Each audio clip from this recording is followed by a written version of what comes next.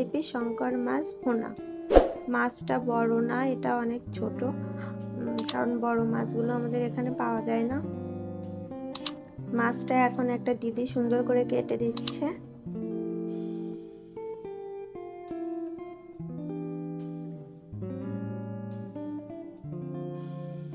এই যে মাছগুলো সুন্দর করে কেটে ধুয়ে পরিষ্কার করে নেওয়া হয়ে গেছে। এখন এগুলো আমি ভুনা করব। সব মাছগুলোকে এখন আমি লবণ আর হলুদ দিয়ে সুন্দর করে মেখে নিয়েছি। কড়াইয়ে সরিষার তেল দিয়ে দিয়েছি, তেলটা গরম হয়ে গেছে। এখন আমি মাছগুলো ভেজে নিচ্ছি।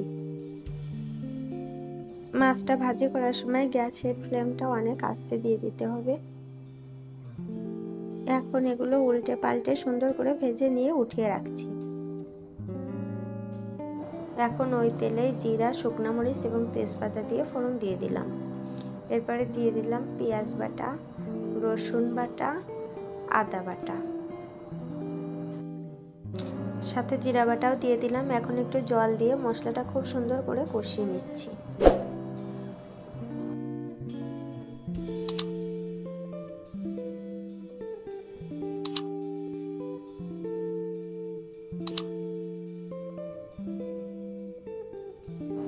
অল্প একটু নারকেল বাটা দিয়ে দিচ্ছি। এই মাছটায় একটা গন্ধ থাকে, এই সব মশলা দেওয়ার ফলে গন্ধটা একদমই চলে যাবে। এখন শুকনো মরিচের গুঁড়া, ধনের গুঁড়া আর হলুদ গুঁড়া দিয়ে মশলাটা আরো সুন্দর করে কষিয়ে নিচ্ছি। এখন সেই ভেজে রাখা মাছগুলো এর ভিতর দিয়ে দেব। দিয়ে মশলাটা মাছের সাথে খুব সুন্দর করে মিশিয়ে নেওয়ার জন্য আরেকটু জল দিয়ে দেব।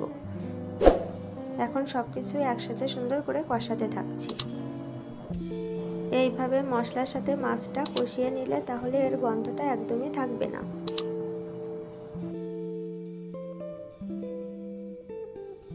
মশলাটা যাতে পুড়ে না যায় সেদিকে খেয়াল রাখতে হবে। এটা কষানো হয়ে গেছে, এখন এটাতে আমি গরম জল দিয়ে দিচ্ছি।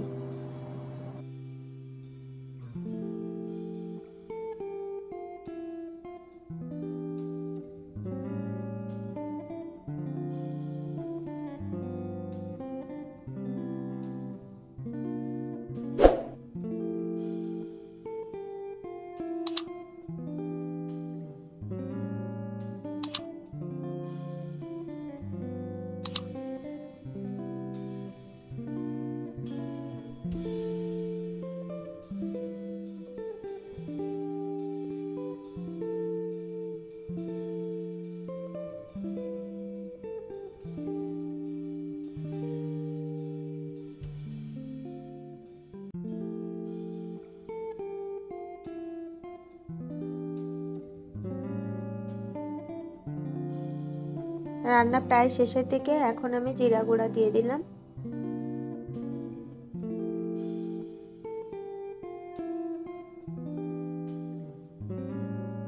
আমার রান্নাটা শেষ হয়ে গেছে, এখন আমি এটাতে গরম মশলা দিয়ে পরিবেশনের জন্য নামিয়ে নেব।